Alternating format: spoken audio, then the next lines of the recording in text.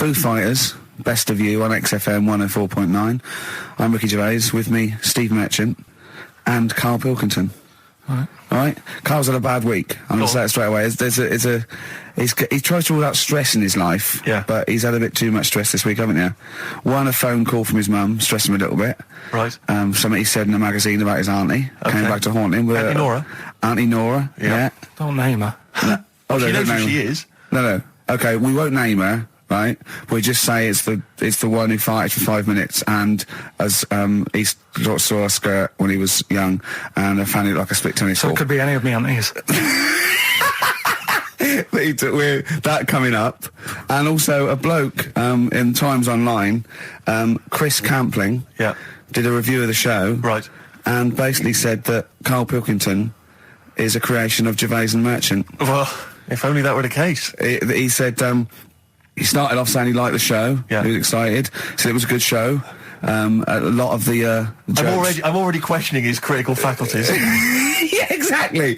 And basically said that we didn't contribute much, or seemingly didn't seem to contribute much, and we couldn't sort of like ad lib or anything. We just laughed at, particularly me, laughed at Karl Pilkington, who was coming up with some, quite funny stuff. Yeah. Right? But then he does a twist on it. He goes, but the thing is, we're the puppet masters. He's a created person. We've created the persona Karl Pilkington for our own amusement. Right. He bases this on simply that we talked about... What was it we talked about? The Chinese not aging well, and he heard him talk about that on my DVD. But clearly I say, Karl, remember when you were talking like that? It's a news, or remember in the week, and so he thinks it's all scripted now. Imagine if this show was scripted. I'd be ashamed. Yeah. If this show was scripted, I would send back the BAFTAs for the actual shows we've written, and I would say... I'm not having a go at Chris Campling. He's nice about our other work. He likes The Office, and he likes my stand-up and everything, and he likes the show, but he's saying... Because we're not spontaneous, we scripted this and invented Karl. So he's like, we've invented another Gareth. If we had created Karl, I would not have squandered a character that good on this poxy radio station. Absolutely. Also, does he know that we spend about 3 months on half-an-hour script? So how long does 2 hours of drivel? But the main thing is, as if this could be scripted, it's dreadful. It's shocking. Or maybe this is scripted. Hang on, you've lost me there. Let me just check the script. Maybe Chris Campling does not exist. Maybe I've made him up. I don't know what to believe. See, the name doesn't wash with me. What was his name? Chris Campling. Sounds odd. That's something that I made up, isn't it? Campling's almost like a joke. It's almost like a gay name, isn't it? Oh, he's a Campling. So I think this is scripted. Yeah. I think I've probably made this whole link up, and Karl is a creation. Campling, that's not a real name. No. I made it up. I should have come up with something better. Yeah. Sorry. Down to the River by Bruce Springsteen on XFM 104.9. So, that little fella in the Times thought Karl was just a puppet. We created him. He's an actor. What's his actor's name? Brent Hogwell. we got him from Spotlight. Brent Hogwell. This stupid, dopey Mancunian accent, he just puts that on every week. Yeah, exactly, yeah. Yeah, he speaks rather like Hugh Grant. Yeah. And we just got this whole world around him. We set a whole... What do you think about that? He had his head shaved, especially. Exactly, yeah. So, would he think that, maybe if he's looked online and seen me head, and he's noticed how round it is and that, does he think it's sort of been... morphed into that shape just for the show, just for 2 hours on a Saturday? Yeah. You spend 5 hours in prosthetic makeup like John Hurt in The Elephant Man. Everything about him was made up. Yeah. We created him, because I remember coming up with Auntie Nora. Oh, yeah. You said, Rick, we need another character. I said, what about giving him an Auntie Nora? Doesn't sound convincing, I said. Yeah, and you said, what is it about? I said, well, I don't know, she farted for 5 minutes and she's got a fanny like a split tennis ball. No one's going to believe that. Yeah. Oh, that brings us neatly... Well, let's put that to bed now. So, Chris Campling, honestly, we do not script this shambles of a show, and Karl Pilkington really is like this. If you want, you can meet him. I'd love to send Karl for a drink with Chris Campling. Can we do that? And then he'll eat his words. Chris, if you're listening, honestly, this isn't a stitch-up. As I say, I'm not having to go at you. It's a very well-written article. It's very, very fair. You're just complimenting on his grammar. Yeah. It's a very well-written article, No, I'm saying we're not having to go. You've typed that beautifully. It's not like he snagged us off. I would just love him to meet Karl Pilkington. People in the street come to me and say, is Karl like that? And I so want them to meet him. Yeah. Or maybe he can send in, if he's online, he can send send in 5 subjects for Karl to talk about that we couldn't possibly know about, just so he knows that we just really do throw things at Karl, and that drivel comes out. Imagine if it was scripted. But anyway, so Chris Campling, or anyone who knows Chris online, get him to email us and with 5 subjects that Karl can talk about. That's a good idea, isn't it, Karl? It is like I'm the Elephant Man the way I'm being treated now. Just sort of like... I scripted that. I wrote that joke last night. Are you sure? Or was it yours? I don't know. Karl enters and says, I'm like the Elephant Man. Hang on, let me just check the credits on the script. I'll tell you what though, Steve, that I found out about the Elephant Man when I was talking to Ricky. What? You know, the only bit that was normal on him. Oh yeah, no, it was in the film. You know that bit in the film? I was watching it one day, it was on, and I said, look, your favourite film's on. And it came to the bit where he was being exhibited, and he was naked behind the screen to all the doctors. Go on, what did you say? And there's a bit where he goes, and strangely, the only thing that is normal are his genitals. They're untouched by this disease. They are totally normal. Right, what did you say? It's a bit annoying, isn't it? It's like the only bit that you'd want as an elephant. The only bit you'd want that was like an elephant. Yeah, no, I can see that. And he said, and he got the head. So other stressful things. But so anyway, what's the Auntie Nora thing? Sorry, Auntie X. Auntie X. What did she? Yeah. Why is she upset? Well, he mentioned her in Zoo. He did this thing for Zoo magazine, and he mentioned about when he looked up her dress. She had by accident. Remember? You were going around looking up your elderly relatives' dresses in case they weren't wearing... For people who've not heard Karl talk about this in the past, just explain quickly again what we're talking about. Right. He didn't want to talk about it at all. When I was a kid, right, Auntie Nora used to come round. My auntie used to come round. As if there's any ambiguity now. Yeah. My auntie used to come round and stay, right? And I'm sat on the floor watching the telly, right? She sat on the sofa with a caftan on. I turned round, right, and it was there. It was looking back at me, right. And we've mentioned this, and Ricky sort of said, "What did it look like?" And you know, a split tennis ball came to mind. That's what we talked about, right? So anyway, Zoo magazine, when they did the interview, and she's the one that used to put a valance on everything, isn't it? Well, not everything, obviously. So anyway, so I've done this. So you did an interview in Zoo? Yeah, and like they said, you know, it was like, you know, do you plan stuff and do you worry about stuff when, after you've done the show, you're worried you've upset anyone? And, you know, I was saying, really, I forget people are listening. And, you know, we're just having a chat with mates and that. I said, but now and again, I do worry, when I'm on my way home from the show and that, and I'm thinking about what we've talked about. And I was saying, you know, the Auntie Nora incident. Yeah. Incident? You know, like Watergate? Yeah. And anyway, so this was in there, right? And I was saying in the magazine, you know, but I think I got away with it. She doesn't listen to the show, but, you know, and I don't think she reads Zoo magazine, so... She's more of a nuts woman. Sure, yeah. So, anyway, so my mum calls up the other week, right? And she goes,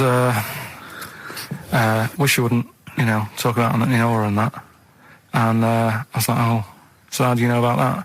She goes, well, one of your cousins have called us up and said they've read the article about it. So yeah, that's why we don't want to talk about it, really. So he stitched you up. Oh. So do you know what Auntie X has made of this? Do you know if she was upset or not? Well, she doesn't know about it. Because, I mean, maybe she's always thought it looked like a split tennis ball. Maybe you're just in sync, you know, because you're relatives and stuff. Maybe she knew instantly. Even if you hadn't named her, she'd have thought, hang on, I farted for 5 minutes once. Yeah, that's not going to be ambiguous, it could well is it? Be me. If you hear sort of like someone who farted for 5 minutes and's got found like a split tennis ball, you're going to go, I wonder if he means me. Yeah. You're going to remember that. Or Auntie Jackie. It could be Auntie Jackie. Oh, God. And he got in trouble, you know, last week when he was going to the wedding. Let's talk about that in a bit. Okay. Yeah.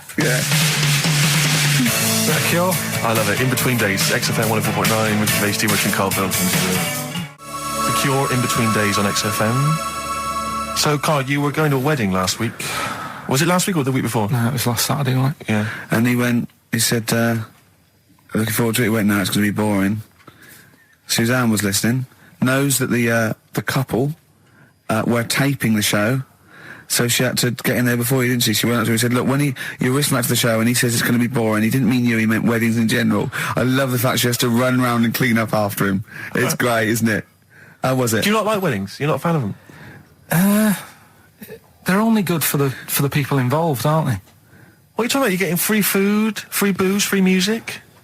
Yeah, but it's not. It's just all hanging about, and there's loads of people there you don't know. Absolutely, I agree. Do you know what I mean? You've got to make an effort. And, Yeah.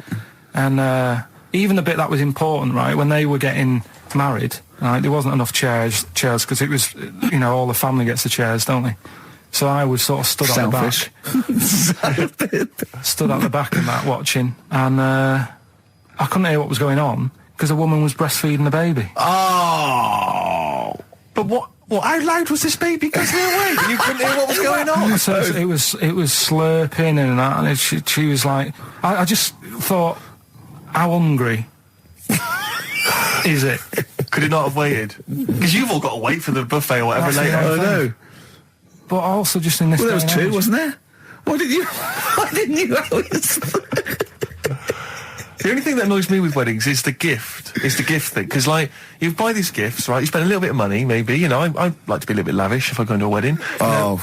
Well, no, come on. You get a gift, right? You package You're it having a up. laugh. And I don't know about you, Rick, but I like to see the response. When I give a gift to someone, I want to see the feedback from that. You know, it's very much... I want to see what it is that's Jane bought them on and exactly. put my name to it. Yeah. Because sometimes I have to, thanks for the... I go, oh, no worries. No worries. No worries. Yeah. But, certainly, I mean, we talked about it before, but certainly, it's the amount of money spent and the amount of time given to the gift should be correlated by the amount of the response you get. Absolutely. If I give a book token, a shrug is fine. But if I give, anything sizable, I want them to be showing it to friends. If it's a bar, I want them to show it to the barman, other You people, want to go, strangers. look what Steve Merchant got me. Yeah. He's the greatest man in the world. Yeah, exactly. Yeah. You go to a wedding, you turn up with a gift, you could have spent, upwards of £15 on it. You turn up, you walk in, you say, excuse me, where's the bride and groom? I want to give them this gift. And some bloke, normally the brother-in-law, says, oh, no, the brother-in-law's mate. Yeah, sorry, they're too busy to see you right now. Just stick the gift on this big table with all the other ones. Yeah. And they'll get back to you... In a week. It may be 6 to 8 weeks after the honeymoon. They maybe write you a note. They won't thank you personally, they'll write you a note. It'll be a general thank you. It's a general thank you. Your name in different type. Yeah, but it might have some vague reference to, what you did, but it won't really be personalised. Yeah. The set of mugs, again, will be in different type. Exactly. Thank you, Steve Merchant, for your wonderful gift. We love mugs. Yeah, yours. Yeah, exactly. and a photocopied signature. Exactly, yeah. It's not right, is it? Oh dear. And also, of course, as well, if there's a baby involved, perhaps they had a kid out of wedlock, and that's why they're getting married. There's normally the little baby signature as well. Like the baby signed it. From Paul and Sharon and little Billy. Be Ben these days. Ben. I reckon. What do you think, Carl? How was the wedding, by the way? Did you buy a gift? Suzanne sorted something out. Yeah. What? I don't know. Oh, actually, no. We're going away, having a week away with them. That's your gift. Yeah. What We're you're going away. No, we're going away to Cornwall or something, and that's it. We've sort of paid for a place to stay and coming along and that. And their gift is to spend a week with you in a confined space. They'll love it. They'll have a great time and that. Will they? Yeah, it's fine. Can I get a pen? I'm making a note of how many times you say "and that" during today's show, and so far there's 3. I've noticed 3. I need to make a note because I think we can have a competition here. If you can predict how many times he's going to say "and that," the closest one wins some of the crap DVDs that we've got on offer. Which Hold on, tell me we've got Ladder 49. Definitely. XFM. Landed Ben Folds on XFM 104.9. We've had an email, Rick, from Simon Whittaker. He says, he's throwing the question to Carl. Have you seen the video for that Ben Folds song where there's apparently a monkey working the sound desk and shifting the piano? Yeah, you want to check that out. Talking of monkeys working the sound desk, we've also had a lot of emails directed at you. Yeah, a lot of emails directed at you, Carl, asking if you saw this programme that was on in the week. I think I didn't see it. I think it's called The Strangest Village in Britain. Yeah. Did he watch it? He called me 6 times during it. Of course Called me 6 times. Now, just explain briefly what this was, because I didn't see it. Well, it was a sort of an experiment. I think I can work out from the sort of 70s. And it was sort of run by, from what I can make out, mainly sort of German Christians. Right. And what it was people with various disabilities or mental illnesses, Down syndrome, autism, bewildered, and they were living normally in the community. And there was 300 people in the village. Half had some sort of problem, mental problem or disability, and the other half were sort of carers. And I mean, it was very, very strange. And where is this village? It's somewhere in this. It's up near Whitby, innit? Yorkshire, Right. Okay. But he called me. At various points. We were watching that. It started off. He went, "Geez, if that's the beginning, what have they got coming up?" Then there was two fellas, and the phone rang, and it went, "What is going on?" And it was two blokes who had created their own language. Okay. And they go, "What do we do?" And you go, "What do we do?" And it was an interesting program. I love documentaries like that. But what made it twice as good was that I knew that Karl was getting confused. Yeah. There was one bloke that went round interviewing people, and he'd just have a string of questions, and he'd go, "Have you ever had curly hair? What's your favourite animal? Have you ever seen a badger?" All right. And Karl was getting stressed. It was stressing me out. Because he was trying to think of the answers quickly enough. Because he was sort of saying, do you like mosaics and that? And I was like, "Oh, do it." And the next question was coming in. It was like Mallet's mallet. Do you know that sort of that word association thing? I was stressing me out. But he said he wanted to go there. He actually said, "Oh, could I go for a holiday there?" And I went, "Well, I doubt that. I don't know. Maybe you could go on a visit." That would be great, wouldn't it? For Karl to walk in there. But the thing about it would be like Karl would be the ruler. He'd be the king. It would be that in the kingdom of the blind, the one-eyed man is king. I mean, he would just dominate. I don't know. There were some of them are quite clever. Really? Yeah, I don't think he'd. I think he'd probably be average. Yeah. I don't think he'd. Okay, he'd just blend in. No, I don't think he'd shine. Because a lot of them were quite good at some things, weren't they? He didn't like the angry bloke who punched them. There was this really sort of sweet Down syndrome woman called Nan, and she hadn't hung her coat up, and this angry bloke was going, "If you don't hang your coat up, I will." And he punched her, didn't he? Yeah. And poor Nan got it in the neck from everyone. There was another woman bullying her, wasn't he? Yeah. But you like the little the little Down syndrome fellow with the woolly hat who was helping that woman. If I went there, he's the one who had sort of humped down, so come on, let's go for a pint or something. Sure. But incidentally, do you like mosaics? We didn't establish that. He's still thinking about it. What was his name? That one, that you liked, that you wanted to hang around with. What was his name? I can't remember. He was good. I liked him. He was nice, wasn't he? Yeah. He's the one that fell over, then proposed marriage to that woman, didn't he? Yeah. I remember. I was on a. I don't know if this is all right to talk about. I mean, it happened, so not worried about it. It's all right to talk about. Everything's all right to talk about. But I was on the train, right, coming from Manchester back to London, right? Yeah. And got on it. It was like a Friday night, and it was heaving, like the last train is and all that, and absolutely chocker. Right? Yeah. So I'm walking through the carriages, thinking, is there any seats anyway? Anyway, everyone's like, it's heaving, right? It's people stood up in the doorways. You can't get in the toilet and all that.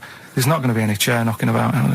Walking through, and anyway, I see this one empty chair sort of in front of me, right? I think, why ain't anyone sat there, right? I'll just rush to that, get get myself a seat, plonk myself down, right? And sort of turn round, see who I'm facing, see who you're sort of having a chat with. Little fella there, right? Little, Down syndrome kid, Right. Sat there, and he goes, "All right." And I thought, right, not bad, but do you know what I mean? They're always talking, aren't they? You ask a lot of questions, right? So I was like, here we go, 2.5 hours, and I couldn't get up because the thing is, that's obvious. Sure. Right. So that's like mean. I'd never want to be mean. Do you know what I mean? No. At the end of the day. So anyway, I think I'll go to sleep. Clever. Right. So I shut my eyes, and he leaves me alone. All that. So then my phone goes, and I think, right, what do I do? Do I ignore it, or do I open my eyes and see what it is? Anyway, I open my eyes. It's Ricky calling about something, about nothing probably. Actually thinking about it, wasn't even worth answering. Right. So anyway, but I'm awake then, aren't I? So he's like, "Hello," and I'm like, "All right, mate." And he says, "You're muscly." You're right. Oh God! And I said, yeah. And he goes, why? So I said, no, just am. It's, again, stressing me out, because I was thinking, why am I muscly? I don't go to the gym. And, I'm not muscly, I'm in good shape. And that. Well. So then he wants an arm wrestle. On a crammed train from Manchester, so I've got another hour and a half of this. When you talk back, he'd soon have got up and left.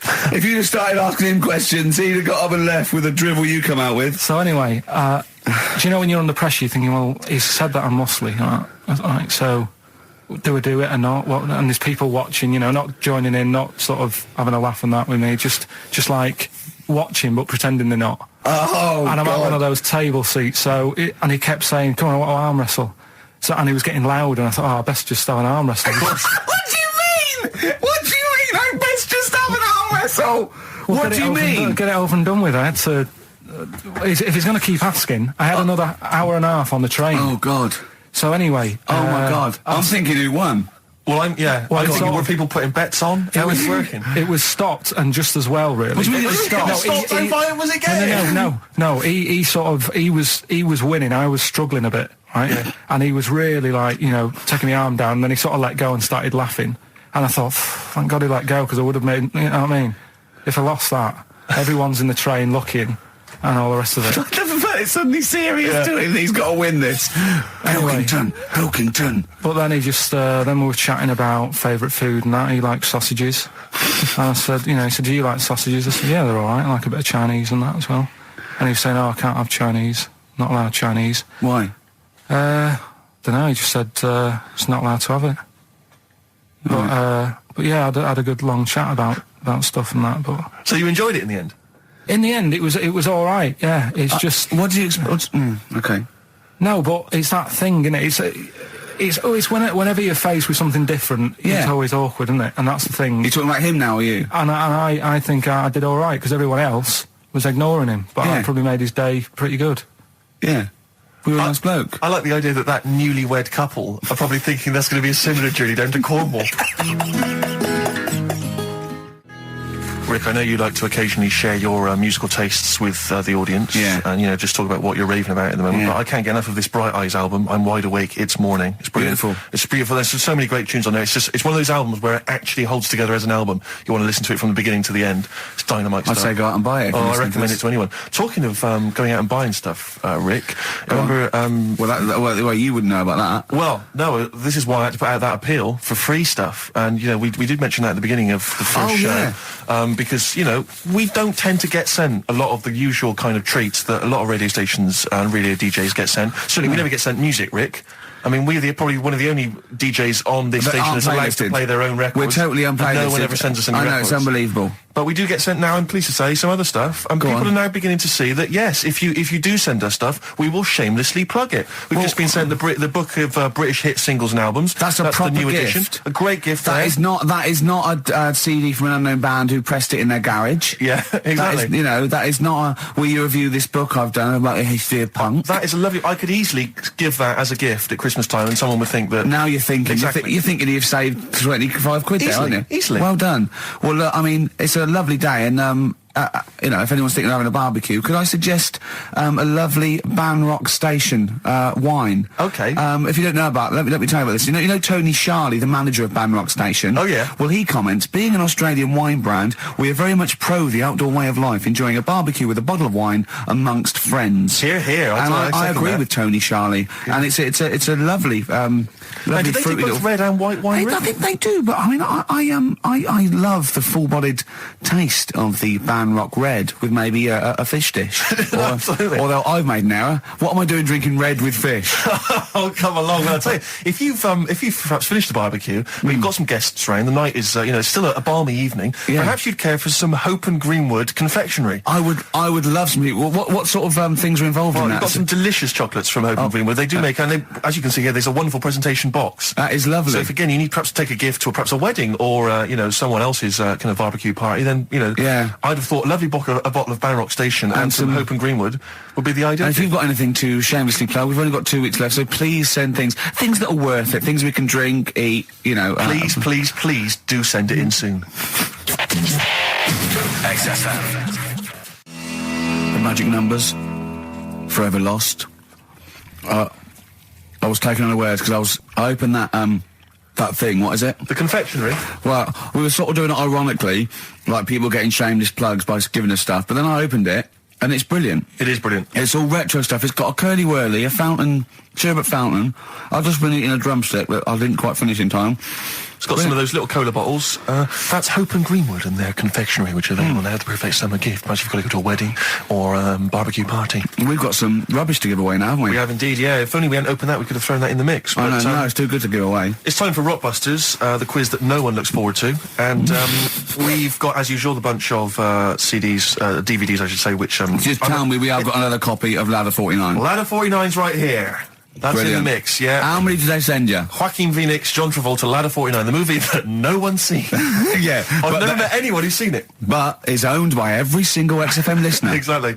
Also in the mix, as I said before, we've got Priscilla, Queen of the Desert, which, if you haven't seen that on telly, I'd be very surprised. French and Saunders at the movie, the best of all the French and Saunders movie spoofs, which is, I think, on TV every single night. Yeah. It's a very gay giveaway so far, It's a isn't very it? gay. Well, this got will- Ladder this will- 49, the people in uniform. You've got Queen of the Desert and French and Saunders. Well, the gays love them. You know how much a fan I am of Chevy Chase. You know I love Chevy Chase. Yeah. Well, we've also got here National Lampoon's Christmas Vacation 2, which doesn't feature Chevy Chase. It was so bad, even Chevy wouldn't agree to be in it. So instead, Randy Quaid, who plays Cousin Eddie, it's him. Right. And on the back, I notice it says special appearance by Eric Idle.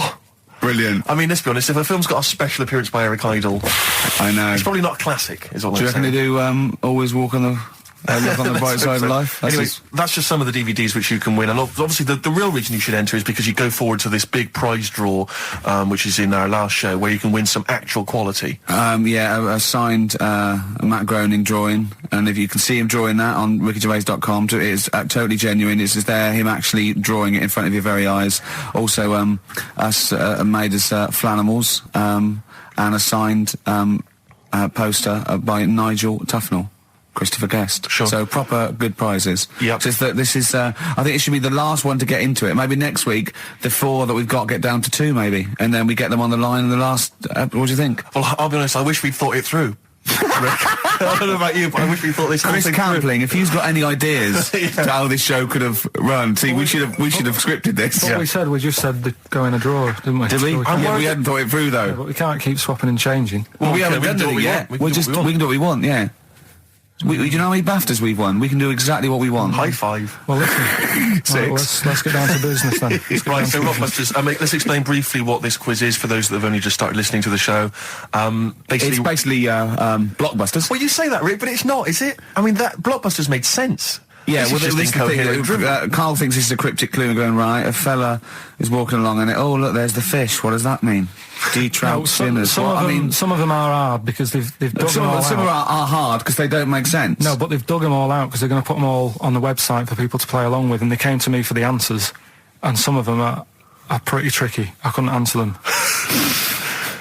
So I love that. Anyway, the only man that can outwit himself. Right then. So the first one then, here we go. Why don't you borrow some land off Mr. Boardman or Mr. Laurel or Mr. Fletcher? All right? Why don't you borrow a little bit of land? Oh, it's changed already. Already changed. Already off changed. Mr. Boardman. Well, no, do it again and do it exactly the same each time. Do it again. Why don't you borrow some land off Mr. Boardman or Mr. Laurel or Mr. Fletcher if you need a bit of it? What's changing? okay, and what are the initials? Right, LS. LS. That's a band or an artist. Who am I talking about? Huh? Second one. I'm gonna. Sorry, he's got a sweet in his mouth. I'm gonna annoy those seabirds over there. Right. I'm going to annoy those seabirds over there. Oh, just those seabirds. It doesn't matter where they are. I'm gonna annoy them seabirds. I don't know what he's talking about anymore, Steve. Honestly. B is the initial. I love the fact that he was fascinated by the strangest village in Britain, but the stories he's told us about where he comes from, there's him going around with 2 fellas with big heads, webbed feet, a little pigeon-chested bloke, him on his grifter with Maggie pecking at him, his dad in a telephone box nicking groceries, and a horse in the house next door. I mean, how strange was his upbringing? And him hanging from his satchel. Unbelievable. There's Feel another free. woman who I remembered. Actually, I'll tell you later. Go on, Right. what? No, What? I'll tell you later about another woman who I remembered. Give us a teaser. It's just a woman who rode around on a 3-wheeled bike with her husband in a basket. Right, I'll tell you that. Yeah. Right, and the final You don't get clue. teasers like that on any other radio That's a hell of a funeral service. Right, listen. Right, the final clue. What the Scouse fella said to the robber who he found in his house next to his vineyard. Oh, Jesus Christ. What? Again? Right, so what the Scouse fella said Right, this is going to be a pronunciation thing. to the robber he found in his house. Oh, God, which was I've next to lost his- the will to live. I want to get in that woman's basket on the street. We'll just be driven round And for the rest of my life. the initials there, AW. AW. Who is it? All right. Well, Email in and that. shall we have also on the text 83XFM? You can win Christmas one to get National all Lampoon's three. Christmas Vacation 2 and Ladder 49. David Bowie? Yeah, watch that man. David Bowie, Watch That Man on XFM 104.9. Now, coming up, Steve, and listeners, I'm talking to them mainly. I'm not really, I'm talking to you and Carl, really. Yeah. But coming up, an old feature, Knob News. Ah, Knob News, the welcome return of Knob News. Yeah, and Monkey News is still there, isn't it? Yeah. Just briefly, you don't think you really gave that competition justice, did you, not handing out the email? No, let's just quickly whiz through the questions again. Yeah. John's texted in, by the way. He says, I never get any of the Rockbusters clues. Is this a good or a bad thing? Definitely a good thing. Definitely a good Definitely thing. a good thing. Yeah. Yeah. All other people do. Well, First one. Why don't you borrow a bit of land off Mr. Boardman or Mr. Laurel or even Mr. Fletcher? Right. LS. Second one.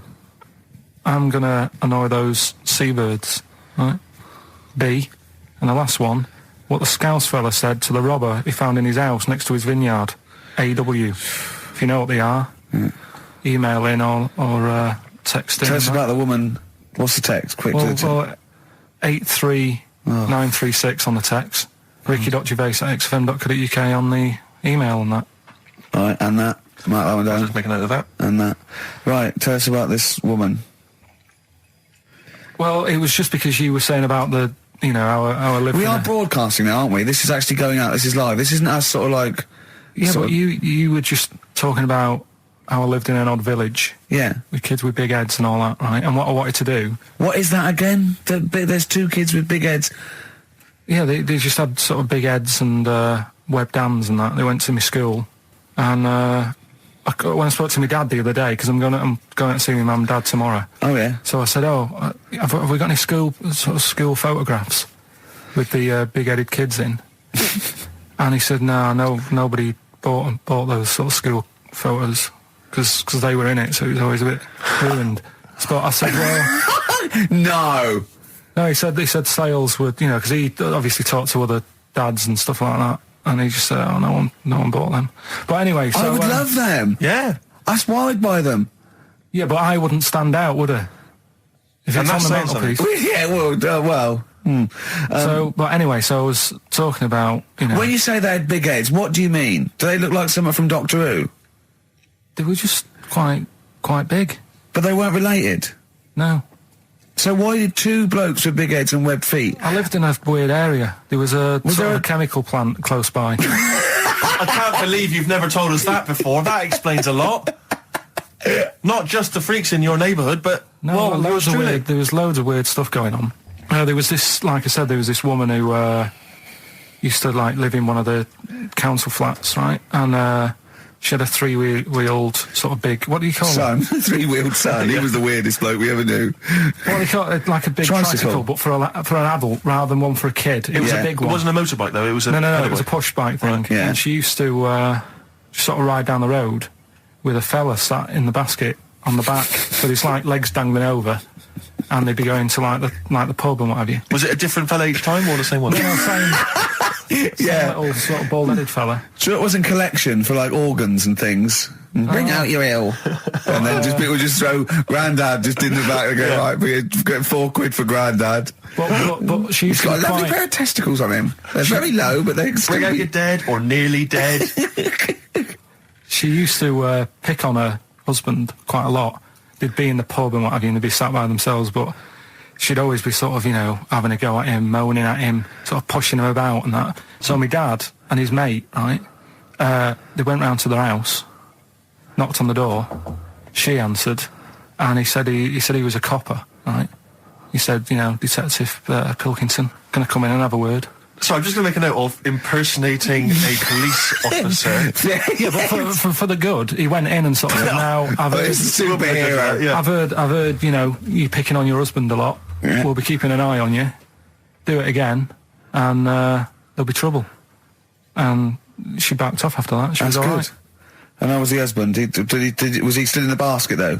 Was he allowed to ever sort of like ride up front with her, or was he just always in the No, basket? it just she'd sort of stopped picking on him in public places and stuff. That's like good. that. Just you did it can't, behind you closed can't doors. get done, can you, just for doing that? I think impersonating a police officer Well, is you a criminal probably did. offence. There was no gain.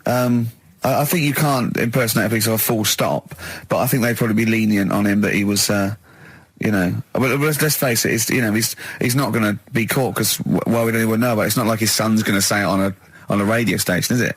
And stitch him right up.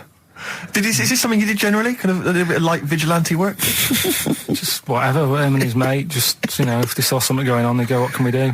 Sure. What little scam can we do, or whatever. That's fantastic. That is brilliant. Right, okay. we doing? Coming up, Knob News And Monkey News. and Monkey News and the answers to Rockbusters. What a show. Signs on XFM by Snoop Doggy Dogg and Justin Timberlake and a bunch of other people. Ricky Gervais, Steve Merchant, Karl Pilkington. Sorry, I was just enjoying You're that eating. Hope and Greenwood confectionery. Lovely. I wish I had something to wash that down with, Rick. Won't you have a glass of lovely Banrock Station red wine? Oh, lovely. It's barbecue friendly. Yeah, perfect. Good. So just keep sending stuff in for Free stuff, free. please, free stuff. Good stuff. Carl, what are we talking? What are we doing? I've got something to tell you actually. You know, we teased Steve about not ever spending any money. I'm careful with money. I'm not. Yeah. Guess what? He's treating it like he's nurturing this, right? He keeps running off, right? In the edit, he's having a suit made, and he wants to be just right because I reckon he's forking out quite a lot. He's having a suit made. Think of that, him. Let me tell you this though. I don't want you thinking that I'm getting all flash with my cash. It's very hard to buy off the peg when you're 6'7". So you know it was a necessity. Carl, I don't want you thinking that this is the beginning of some new phase. Well, is everything you buy sort of made to measure? Or? No, I'm afraid if only I could afford it, mate. But no, I'm off the peg generally. But in So this what, like instance, properly done and that? Just oh yeah. It's the full thing. The full works. Got to keep going back for fittings. They got that little bit of chalk, you know, the pins. That's where I and had everything. mine made. You know how good I look all the time. Did you have to have that thing done where they say what side do you wear your member? What side you dress? They don't say what side you wear your member. That would hardly be a euphemism, would it? So they say what side you dress, sir. It means what side your little John Thomas leans, doesn't it, on rest, usually to the left, isn't it? Your little But do left you know, testicles. if I said to you now, what side do you wear it on? Do you know? It would be left. It would be the left. That's what I mean. If standing there, right, with nothing restricting it or holding it in or holding it up, right, it sort of leans. Your one ball is sort of like slightly back and lower, isn't it? And your little John Thomas rests there, so it's left. And the reason they ask it is so they don't put the tape measure up on the left and squash your willy or touch your willy. So it's nothing to do with like, well, you'll need a bit more room of sort of more material on that side, or. Well, no, I don't think they compensate. It's just when they put when they stick that up into your groin, they don't want to come in contact with your The little. thing is, I Mercy. don't know what side I wear stuff on. I just sort of pull my pants up and wherever it wants to go that day. But maybe it's not big enough to sort of make any, real decision. But like now, I'm sat here right with my jeans on. I don't know where I am. Well, that's clear from hearing you talk. No, but what I mean is, if a fella said to me, "What side are you? What side's your member on?" I'd go- Member. What is this? What is this? The use of the word member suddenly? I'd go. Well, it's not. It's usually not appropriate. And also, I imagine in the old days they had big baggy pants that used to sort of like hang down. And now, like with those stretchy boxers and briefs, it's sort of held up in a nice little, neat little parcel, isn't it? So it's probably not appropriate. It doesn't come in contact with your little snake. So, Did you ever? What have you ever heard that? Are you telling me a tailor has asked you that and you went, "What do you mean, mate?" No, I've never. I've not really had one made to measure. I had one made when I was a kid, But since then, I've sort of bought a suit off the hook. But when you were saying about buying a suit, I know that question sort of crops up, and I don't know what the answer is. It just annoys me the way I don't know, there's no surprises anymore.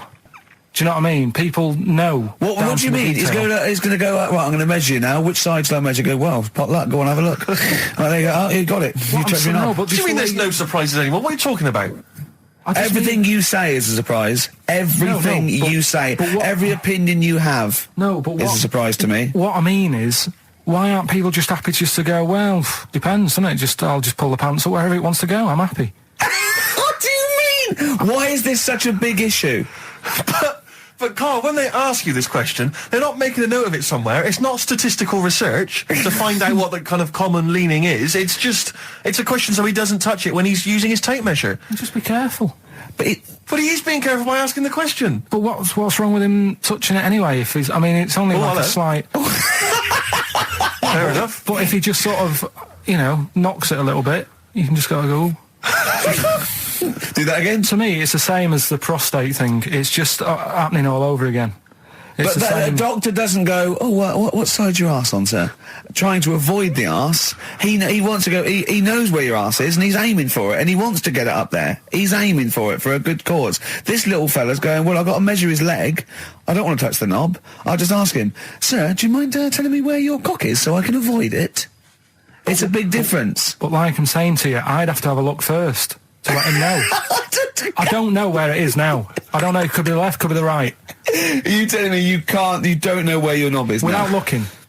Well, what do you mean without looking? How could... Well, you're saying it as if like... Should we have a guess? Well, have a look and tell us where it is. What are you wearing? What sort of pants are you wearing? I've got my jeans on. But you got pants on underneath them? Yeah. What are they? Briefs or boxer shorts? Boxer shorts. Boxer shorts. Well, it's probably free, but the jeans are probably strict in it. I think it's probably either in the middle, dressed in, or just slightly to the left. Have a look. We'll tell the listeners after the break where's Carl's knob. It's a good competition. Oh, brilliant! We've got to send this to the Sony Awards people. XFM. Run, Snow Patrol on XFM. Well, big question. Where was Carl's knob? That's what people have been hanging on for. Yeah. Where was it? Well, I can't believe people have been texting in. Hey, what, guessing where it is? People saying, is it in the middle? Is it in the left? It cost them 10p. It cost them 10p to find out. Just wait, I'm going to give out the answer. You don't win anything, right? Like, strike it lucky. Right? Bottom or middle? Right. It was to the left. Oh! Yeah. I went with the right. That's annoying. See, I thought it would be to the left. If not, maybe if it was all scrunched up, sitting down on your lap, right, it might just pop up to the middle. Just pop out, like, Well, next week we'll be finding out where yours is. Where's Ricky's bollocks? Right then, which leads us nicely into... Knob news. Oh, it's the welcome return of knob news. Right, okay, it's very much like the news at 10, this, isn't it? I do a bong, or in this case a schlong, and he gives me the headlines, the knob news of the day. The big, where have you collected all this knob news? Was there a lot of knob news this week? It was mental this week. The amount of stuff. The way it works, you give us the bong, Yeah. I'll give you the headline. Okay. Steve decides which stories we're going to talk about. And now on XFM, knob news. Schlong. Man grows knob on his arm. Schlong. Man gets doctors to make him a second knob. Schlong. Turkish prisoners made hole in cell wall to produce third inmate. Schlong. Doctors accidentally remove man's testicles.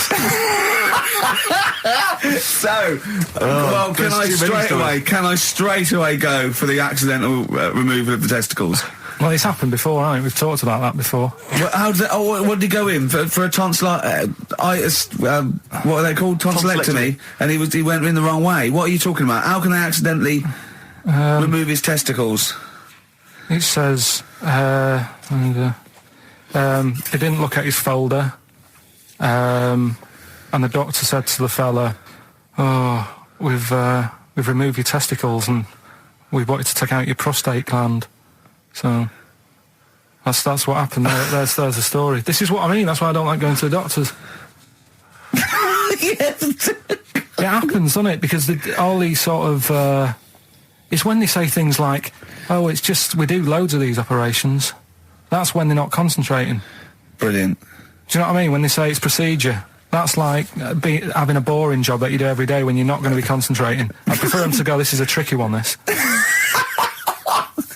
I know what you mean. I sort of do know what you mean. People, you watch TV programmes about, like, you know, removing someone's second head or whatever, and there's like the best surgeons from all over the world. It's televised. They can't make a mistake. They can't go, we took his legs off by mistake. Whereas the fella who's having a prostate's like, oh, do you want to do it? I'm sick of doing that.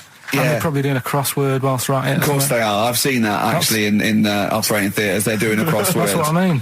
Yeah. I was just examining some of the other knob news, Rick, a little bit more closely. Man gets doctors to make him a second penis. I'm sure we're all interested to know what happened there. Yeah. A German who persuaded doctors to give him a second penis has lost his wife after he showed her the result. Biker Michael Gruber lost his original penis in a motorbike accident, and doctors built him a second one using a mixture of skin, bone and other tissues. Bone? Apparently, the penis worked so well that he was even able to father a child with his wife Bianca. But Gruber was still not happy and asked doctors to repeat the operation and build him a better organ, to which they agreed. From his hospital bed, he said, I've got 2 penises, but no wife. I'm hoping when I get rid of one of the penises, I'll get her back. What do you mean? Sorry, he had 2 put on. What side does he wear? So he's had both. So he's had 3 then. Yeah. This is probably the thing that happened with Hitler, when he had 1 ball, but he had 3 at one point, didn't he? So he just kept one in the other ball, gave his mum one, and kept the other one. Man grows penis on his arm. I mean, why people are constantly losing their penises around the world? I've no idea. But why I didn't realise it was a bit... What do you mean why on the arm? It's just a graft, isn't it? Yeah, but put it on, like, your buttock or your side. You can't wear a short-sleeve shirt. Why they've done that before? I don't understand it. Why not just graph it onto the side of your leg or something where it's high up, close to where it should be? I don't know. To get it used to the environment. Like when you were like released a duck into the wild. I've never understood that. If there's a doctor, again, you know, we had a doctor last time, this is someone who can let us know why they put it on the arm. So they can keep an eye on it, presumably. He's not going to work with this knob on his arm. He's probably in a hospital bed and under examination. Right. So what do you think? They pop the knob on the arm, say, come back in 3 weeks. What do you do, by the way? I'm a mechanic. Keep the knob, keep the long sleeve shirt, because the blokes go, why have you got a knob on your arm, mate? What are you talking about? He doesn't go back to normal as a teacher. Sir, what is it, Simpkins? You got a knob on your arm. No, don't worry about that. Do your maths. What do you think this bloke's walking around with a big knob coming out of his arm? Why on the arm? So they can keep an eye on it. So it's not But if he's in bed, just get him to not put any undies on or whatever and just have a little sly look at how it's going. Even in hospital, if you're in a shared, like, little hospital room, people going, oh, I've had heart problems, what's your problem? He's there with his arm out. He's got his knob out. Yeah, but I don't think it counts as indecent exposure when they're grafting a knob on your arm, sticking that up the bed. Imagine if he's driving, he's just got it out the window. People driving by. Yeah. At the end Is that bloke giving me the finger? At the end of the man grows penis on his arm story, it says, a Moscow surgeon said the man will be able to have sex in a few months. He said, women will never suspect. What kind of a doctor talks like that? Yeah. I'll tell you, it's his cock now, seriously. The birds will never know. He'll be able to go berserk. Yeah. They'll never realise we grew it on his arm. That is unbelievable. Will he have a little scar on his arm, do you think? Yeah, I don't get it. Like I say, 83936 if there's a doctor out there. Or indeed if you've ever grown... Or a tailor. Making you a shirt. What side do you wear your cock on, sir? It's my left arm. What's this? Bit of stones? Yeah, beautiful. Lay it on me. Wild Horses by the Rolling Stones on XFM 104.9. Well, I think the listening public would have enjoyed knob news there. Oh. So, I mean, there was a lot of knob news this week. I was surprised. You know, I would have thought it would be hard sometimes to get knob news together, but... I would have thought it would have been part of a bigger news programme, but, I mean, I don't think we'd dedicate a whole sort of, like John Craven's news round. Yeah. A whole 5 minutes to knob-related news. Yeah. There was other news, was there, in the week at all? Carl, it wasn't just all knob-related, you didn't just research. No, they're the ones that sort of stand out. There was Christ on a crisp. Right, what's that? That's obviously a crisp that someone vaguely thinks looks a bit like Robert Powell. Yeah. Yeah, what a load of twaddle, yeah. There was a bloke who can blow up balloons using his ears. What do you mean? Look at him. Just, Well, it's all connected, isn't it? That's, you're just redirecting it, aren't you? Pointless, though, isn't it? It is pointless. No, I'm sort of downplaying it like it's no big deal, but it is pretty impressive. It's not. When was the last time you blew up a balloon? Oh, I don't know. That's what I mean. It's not needed. It's not impressive. That's what I mean. That's why. But you could say that about any form of sort of like bizarre entertainment. I don't think you have to hang yourself from hooks. But a lot of people go and see Jim Rose Circus. I mean, I wouldn't. I don't see the. But would you go and see that? What, a man blowing up balloons did? No. If it was a mate of mine, I'd go do that thing you can do. To a group of new friends, I go, all right, then I'd get on with it. To me, it's below an average card trick doing something like that. Apparently, though, he does make balloon animals with his penis, so... Which is pretty good, isn't burn it? him up with his ears. So It's always a snake. Everything leads So it's back, like a snake. I go, yeah, well done. back to Put it the away. news. Right, now listen then. What about another feature we'd like doing? What? Song with a story. Okay, he's been working on this, hasn't he? Yes, hasn't he? He's like a producer, isn't he? Yeah. But with a completely round head. Just I was saying that, you were saying I don't like music, but I'm saying I do if I can hear what they're singing about, and there's a reason to sort of listen to it. Have you turned into 50s dad? What is this? No, but it's like, it's nice to have a song where you go, I can't turn it off because I need to know how it ends. You know what I mean? It's like a mini... Right. It's like a mini film. a He little mini can't film. sit through a film unless it's got a grotesque in it. He can watch The Elephant Man because he's getting a glimpse of this. He's waiting to see the bloke's face. That's all he's waiting for, right? And so 3 minutes is about as much as you can maintain his. Well, last week we did Babushka. Yeah. That woman dressing up, sort of tricking her husband, and it sort of backfires and that. Don't know how it ended properly. I don't know if they split up or whatever. But this week, There's no follow-up. Kate Bush isn't now penning the sequel. Right, go on then. So what's this week? Pinball Wizard. Right, okay, what's the story there? It's about this sort of deaf, dumb and blind kid Right. who's good at pinball. That's it. So I don't believe he would be good at pinball. But even if he is, it's a lot to give up, isn't it? Just for that. Well, he didn't give it up. No, but it's not like, well, you can't even say to him, oh, not a bad news and that, but you're good at pinball. It's just a bit rubbish. I mean, does he even know he's playing pinball? Is what I'm saying. Do you know what I mean?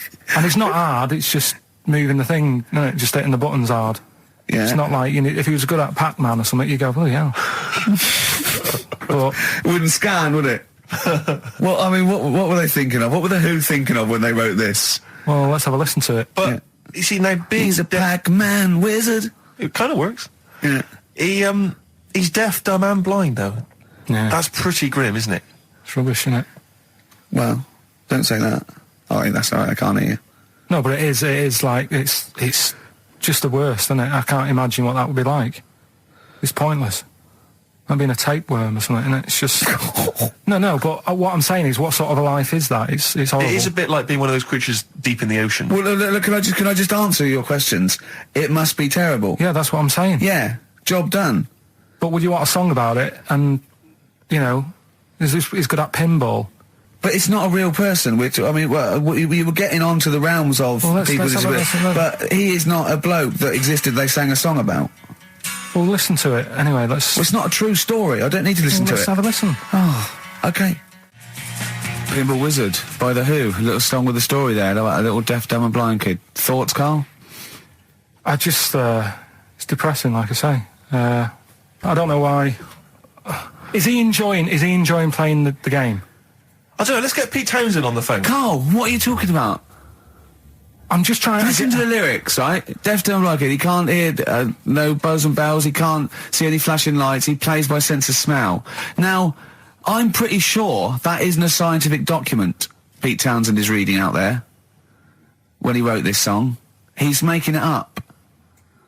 But the thing is, with all songs or stories, there's got to be a little bit of realism to it. What, do you know what I mean? Why bother putting money in it? Just let him hit the buttons if he's happy. That's true. That's a fair point. That's a fair point. That is a fair point. Yeah. That is great. Yeah, well, I think you've made Daltrey and Entwistle and the whole crew look fools. Yeah, they won't get fooled again. Yeah. Nice. I mean, of all the things, I mean, it is horrible. We're not, like, having a go. This is what I always worry about when we play. But at the end of the day, that's what he's singing about, so we're not having a go. No. And it's not a real person. It doesn't really exist. I say again, it's a fictional person playing pinball and always getting a replay. Okay? This fella's saying that he's good at pinball. He's played from Surrey to Bromley, but if this little deaf and blind kid, he can't believe it. He cannot believe it. If you had to lose something, Steve, right?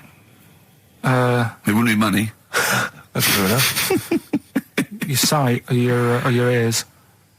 What? That's too much. I can't decide. That's too painful. Sight or your ears? What about you? Intuitively, it would be hearing, because I couldn't... No, I think it's got to be sight for me. Yeah. Well, you're always together, so that's all right. Anyway, listen, is it almost time? Well, I've got to ask Carl. I'm sorry, I've got to ask Carl. I'm sorry, go on. Carl, what would you rather be, deaf or blind? When does this question ever really come up? When is it? When the doctor goes, well, listen, you've got well, we can operate. We can either lose your eyes or your ears. It's up for you. This is never a decision that has to be made by anyone ever in life. But go on, then. Would you rather be blind or deaf? It depends where you live. So. I'm not even sure these are PC terms, blind and deaf, anymore. Would you rather use your sense of sight or sight of hearing? Depends where you live. What do you mean? It depends where you live. Well, say if you lived in, like, a barren sort of, Africa or whatever, right? Naught to see, right? Sure. So you could lose your sight. Sure. But if you lived in a woman's locker room... Well, if you lived in...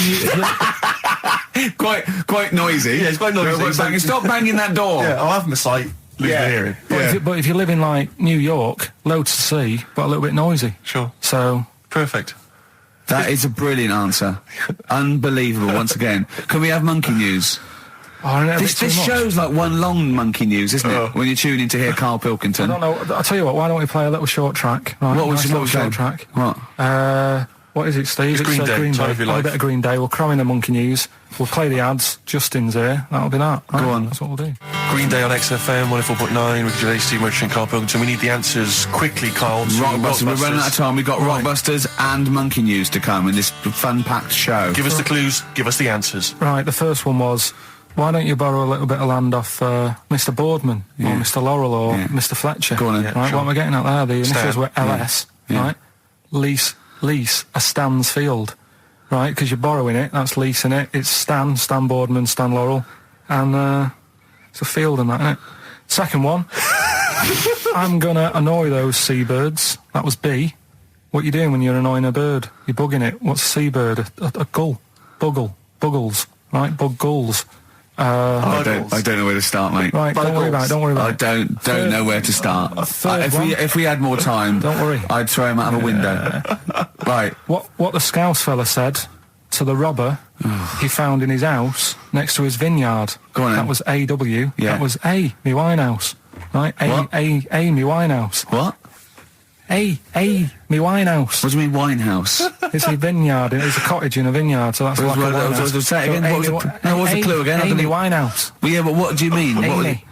Why is he saying? Why is it a robber? Because the robber's getting in, and he's sort of saying, "Hey." But what's the robber got to do with it? Why is it just a normal bloke? I don't say. Why is he saying Amy Winehouse? Why is he saying that? He's saying to him, "Hey, get out." Well, no, sorry, her name isn't A, get out me Winehouse. Her name is, her name isn't A, get out me Winehouse. Gavin Thompson got them all right. He's in Edinburgh, so he's winning ladder 49 and that's safe. That's on the way. And he's going into the prize draw to win those.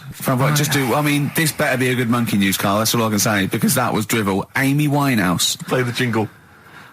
Oh, chimpanzee, that monkey news. Right. There's this monkey, right? Yeah. And it had been, do you know you hear about monkeys being badly treated and stuff like that? Yeah. So, anyway, it goes into this home. It's 14, this monkey. It's called Matty, right? Goes into this home where it's looked after. What do you mean home? Just like, just a little monkey home, right? Okay, so zoo. Yeah, kind of, yeah, but they haven't got any other monkeys there, right? What have they got there? They've got just other animals and that, but not that many monkeys. But anyway, because he's there on his own, again, When you say monkey, do you mean a chimpanzee, by the way? Because you usually do. Yeah, I can't believe that journalist thought this was scripted. Amazing. So anyway, yeah. So he gets sort of pally with the people working there and that, and it's smoking fags. It's having a drink at night and all this. Right? What do you mean it's having a drink at night? How? It's all here. It's all here, Steve. I mean, we haven't really got time, but Well, you no, can look don't at say it. it's all here like it's proof. You've got another stupid story that someone has put onto the internet. Someone sitting at home in their bedroom has put onto the internet. So it's having a fag, it's drinking a lovely glass of Bang Rock Station. yeah, the wine that's perfect for a barbecue. Yeah. Anyway, it's loving life. It's forgetting about its past and everything, right? When this other monkey comes along, Oh no. Trouble's brewing. Go on. right? That comes in. Something's said. Right, forget it then. Forget it. No, forget it. XFM. 104.9 XFM. You alright? This is Karl, producer of Ricky Gervais and Steve Merchant. They're not about today. Ricky's on holiday. Steve couldn't be bothered. So I'm left here with all the DATs. That's a digital audio tape of all the shows they've done since they've been here over the last, I don't know, year and a half or something. So we'll play you some of the best bits. Alright, so here's the first bit. I've said in the past to you, Rick, that my grandparents, so I love them dearly, but it's like for the last 30 years they've been waiting to die. I know, It's yeah. like they just sort of, it's like, you know, the novelty wore off of life. Life in the 50s. Yeah, they got kind of bored of it. Life, yeah, in the 40s it was brilliant. All sat around the old Joanna's, the bombs Yeah. fell, singing. They loved that. The 50s, you know, that was great as well because that was the post-war years. It was, you know, it was a bit tight on the pocket, but it was all right. Everyone pulled together. And then the 60s came along, all the crazy music, the funny hair. Let's stay in bed. Exactly. They basically stayed in bed. And it was one Christmas when my grandmother said to my dad, what do you like for Christmas? What do you fancy for Christmas? And this must have been, I don't know, 20 years ago. She said, what do you fancy for Christmas, Ron? And he went, well, you know, I could do with a nice big kind of warm winter overcoat. She said, don't worry about that. Don't worry about that because your father will be dead soon. It's what you can have his. Meaning my granddad. Well, to be honest with you, my father's still waiting. Which is good news. Good news for my grandfather. Less good news for my dad. He's freezing. He's freezing. He finds out, how is he today? He's fine. Oh, okay. Oh, I'm freezing. It is such a weird mindset, that. I think it's that, to me, is what sums up people from that older generation, the 40s and 50s. And it seems to me that you've got that kind of mindset. It's like you were born in the 30s. And whenever you talk of your childhood, it's like you had like a baked potato to take to school. And a hoop and a stick is a Christmas The other gift. thing is, I think that that sort of generation, it seems that the man is dependent on the woman. There's a total dependence. Oh, absolutely, yeah. If she dies, he's done. Yes, He's yes. done for. He'd just pine away. If he dies, she's got 30 years of pottering. Absolutely, yeah. Do you know what I mean? Yeah, and go yeah. into, like, you know, the youth club and the Yeah, I know church. what you mean, yeah. It's sort of like that. It's sad. Of course, it's sad for them, but it's not the end of their life. No, sure. And it sort of is the other way around. I don't know why that is. Yeah. It's terrible. That's a little melancholy thought for I know. I've Christmas really time. you brought it down. You've brought it down. I've brought it. This isn't a nice show at all. This is terrible. Well, I We're didn't gonna have really people wanna make just it- killing themselves. What? Right, you ready then? So, just in case you haven't heard it before, I'll give you some initials of a band or an artist. We're not doing Rockbusters now, are we? Yeah, I thought, well, we've just... Oh, no, we can keep that going. Then we got. I love educating Ricky. That's my favourite thing now. Well, what do you want to do, Steve? I mean, Let's do the clues. it's just like it's sort of bigged up the prize. And so this is only by email. Give the email address out now for people to write it down now, Karl. Right, it's ricky.gervais@xfm.co.uk. ricky.gervais@xfm.co.uk. Only entries on email. Yeah. You're going to get 3 clues. You've got to get them all right. And you win all the You stuff. win all those prizes we just said. Okay, Karl, go on then. Right, and just a quick example, one of the first ones we did, it was like AK, and the clue was exploding pet, Yeah. and it was atomic kitten, right? yeah. So you understand how it works now. These are your clues. The first one, that army has got some well nice trenches. That army has got some well nice trenches. Excellent. And the initials there are DW. Do you write some of the questions for 15 to 1?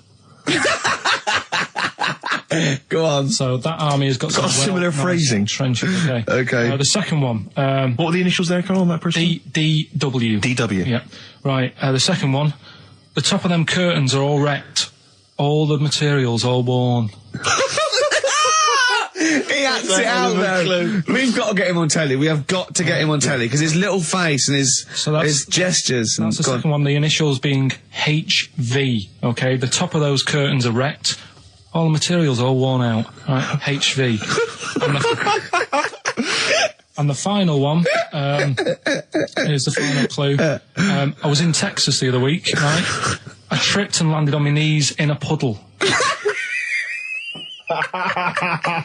What's the initials? WH for that one. So I was in Texas, I tripped up, landed on my knees in a puddle. So that's WH. Incredible. You've got it! Is it great? It's fantastic! It's desperate. Okay, tell me during the record. Do you remember you're playing for these compilation albums? We got the Fatboy Slim DVD, Linda Green on VHS, and of course Executive Decision, starring Kurt Russell as well. Oh, God! So, Steve, do you want to pick a winner? I've got a winner when you give us the answers. Okay, so the first clue was that army has got some well nice trenches. Yeah. That was DW. Who's that? Dandy Warhols. That's brilliant. That's brilliant. All right. It's good, yeah. The second one, the top of them curtains are wrecked, all the material is worn. Yeah. HV, that's Holly Valance. Oh, he got a phone call for a woman saying I haven't heard it, and he was talking to her off air, and she went, what is it? So-and-so said them curtains. She went, right. He said, you know the thing around the top of the curtain is a palmet, not a valance, and he went, cut her off. Yeah, but my auntie's always making balances on everything. I'll tell you about that next week, right? I'm looking forward to that. Right. Is this the one that farted for 5 minutes? Yeah, the very same. Yeah. Right? So we'll talk about that. I was in Texas, I tripped up, I landed on my knees in a puddle, WH, Yeah. wet knee Houston, right? Wet knee Houston. Yeah. So, You're a maniac. So, who's a winner? We've got Pete, Catherine and Laura in Newcastle upon Tyne. They're listening online, I assume, and they're on going to Sky get Digital. those great places. And remember, they got loads of stuff. They got the DVD here. They got Linda Green. They got Stone Roses. They got another compilation and Executive Decision. Can't concentrate now. Oh, well, he's all stressed because the lady from MTV's here. She's going to film his little face. So the things he said in the week, he was so worried. He's got worried about the spot on his head. That won't come out. Just you got your best side. It's on that side. That's all right. All right. Yeah. The camera's out. Look, he's getting nervous now. Okay, Carl. Ignore the camera. Okay, just ignore the camera. Okay. Now, me and Steve have done our research for you, and we've got 2 amazing things to tell you. What should I tell them first? About the baby or the... Well, they're both equally fascinating, so you choose. I'll tell you the crab thing first, right? Steve actually saw this thing in The Guardian of the Week about our research thing, and then we looked it up, we looked into it on Friday, and it is incredible. Right, listen to this. There's a thing in a bay in New England, right, where it's like the biggest, they make silicon chips and stuff for computers, right? And because of the data protection thing, after they've done them, because they have to destroy the plates, right, well, the information's sort of put onto them, but there's still flakes of silicon. They sort of grind it down straight away, and some of the flakes got into the bay, okay, but some of the information's still on even the slight granules of silicon. Anyway, gets in the water, and silicon is rather like a carbon derivative. I reckon if there'd been life on another planet that wasn't carbon-based, it'd be silicon-based, because like simple sugars and it's just COH and that, and it can work with silicon, right? Anyway, the crabs have been taken up, they're still in the water, and they looked out on the beach, and over years the crabs have started sort of putting themselves in formations, like geometric format, and they couldn't work out why they were doing this. And when they put them in the experiment, they sort of like chopped them up, and they found they'd taken on silicon, and it had sort of got into their brain, and they were downloading information. They picked up little things, because it's just chemical, like electrical impulses that got information off the silicon chip, and they were interfacing it. But this is the amazing thing. One bloke sort of thought of this, and he thought, well, if it's a simple computer, the brain, if it's just a simple sort of electrical thing, then maybe there's sort of, we could get it down. So what they did is they made a thing called a biointerface, and they put it into the crab's brain, just a really simple brain, so it's measured on Mongar, right? And it got impulses from it, and they were getting like computer, just flashes of like symbols and geometric things right on this screen to read the crab's brain, and it was stuff like fragments of a. What made them do this in the first place? Because they saw the crabs behaving differently. They were behaving differently to each other. They were just like intelligent, and they were sort of solving problems and all this sort of stuff. Anyway, when they downloaded the thing, it was like they found one of the secretary's names where it had been on the silicon chip, where it was just like a flash of a computer screen. But the most amazing thing is, they downloaded a memory, right? It was like a snapshot where it had been burnt onto the retina of the crab, just a snapshot of something, and it was like a picture of the beach, like a couple of years ago, right? And they also did, incredible, it was like just a digital black and white sort of thing, so they could see what the crab had seen. Amazing. Jeez. Amazing. So intelligent crabs. What are they doing with them now? Super brain. Well, they think this is the upshot. They think they could use it as spy crabs because they could get these crabs. Also, the other thing is, as generations went on, right? So they put a crab in the sea or something, right? Lots of crabs in, and then as generations went on, a newborn crab, they downloaded the memory, and it had the memories of its great all together. It had every memory that any crab had been related to it beforehand, because it passed it on. It just passed it on. So not even ones that had been eating the silicon stuff. Yeah, no, these are just like ones that have had kids. Yeah, and they've got like, and they know so you'd know everything. Your everything right the way back. So would that work if we ate silicon? Well, I suppose so. So what are they going to?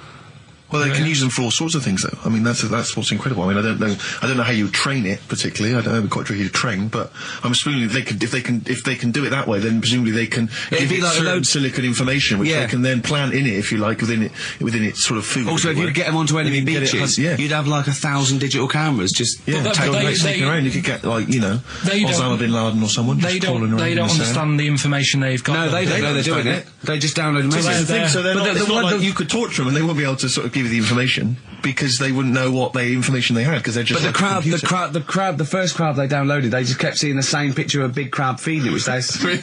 Yeah. Wow. That's what, like its mother crab or something. Yeah. Just memories of it as a child. But they're not in colour, presumably. Because no, it's all in black and white. It's just a digital camera because it's just they don't see in black and white, so it's just like a I don't know. I think it's burnt onto the retina or something. And the only one that they kept were the ones they saw a lot of the time. Wow. I mean, in a way, some of the educating Ricky I've got for you today is on the similar lines. Right. Oh, you've got to be impressed by that. You've got to be impressed by that. That's pretty good. I mean, I'm interested to see, what they do. What they do with what the crab developments are. But that's pretty good. Yeah. But I mean, amazing. Yeah. Amazing. Well, just digest that information, because that's not even the most impressive one we found. I think it is. I suppose it's pretty impressive, but the next one's maybe more shocking. Okay, right. But let's play a tune, and Ricky's got another extraordinary. Okay. 4.9, I'm Ricky Gervais, with me Stephen Merchant. It's the best of. You've been voting in all week, sending your emails, so here's the clips that you wanted. Wu-Tang Clan and Gravel Pit, we love that, don't we? I love it, yeah. Yeah, brilliant. Classic track. We're talking about embarrassing stories and stuff, and I don't know if I've told this on the radio before. Have I told you, Carl? I'm not sure. But this was when I was working at the BBC. This is not even long ago, and I'd moved to London, and I was fairly new in London. And I was working at the BBC, and I had this BBC hire car, and I've never told it. If there's anyone listening who works for the BBC, I don't know if I can still get in trouble for it. But this BBC hire car, and it was like I'd been ferrying kind of actors and people and production people around all day in this car. And I was driving back, it was quite late, it was about sort of 7 or 8, and I was driving back, and I pulled in to get some petrol to fill up the car every day. And I went into this garage to fill up some petrol, and I was there, and these two blokes came in a white van, right? They pulled into the forecourt, and I was filling up the car, and they went, "Hey, do you want to buy a couple of speakers?" And I said, "Yes, I do." Yeah. Because I'll tell you the reason. It was like I was so flattered that they thought I'd be the kind of bloke who would A, need some kind of classy speakers, and B, would like to buy them on the sly. Do you know what I mean? Yeah. I thought, they like the They've seen me. They've seen I look a bit of a hustler. Exactly. Yeah. I'm a street sort of guy. You can see by the way I use my walk. Exactly. Yeah. So I couldn't believe my luck. So they drove behind the garage, the little sort of garage bit at the back, and I went round there, sort of casually went round there, sort of locked the car, went round there. They went, open the back. You had 2 speakers in there. I said, "Are you sure these aren't knocked off, mate?" He went, No. We work for Dixon's. This is the story he spun me. We work for Dixon's, right? And we're delivery men. And if we make a delivery and the person's not there to sign for the goods, then we have to bring them back to the warehouse. But if we can sell them on the way back, then that's really good for Dixon's. Dixon's must love that. And instead of thinking, are you sure some kind of troubleshooter didn't... I mean, did someone going to go into Dixon's and go, you're not getting in the garage forecourt market? Jones. Exactly. Get a couple of lads in a white van. Exactly. Yeah. So anyway, so I sort of bought this story, and I was a little bit dubious, and I went, right, let me hear them then. And he wired them up to the car stereo, and boom, boom, boom, they're playing. So it was some groovy hip-hop. I was thinking, great, these guys know what I'm into.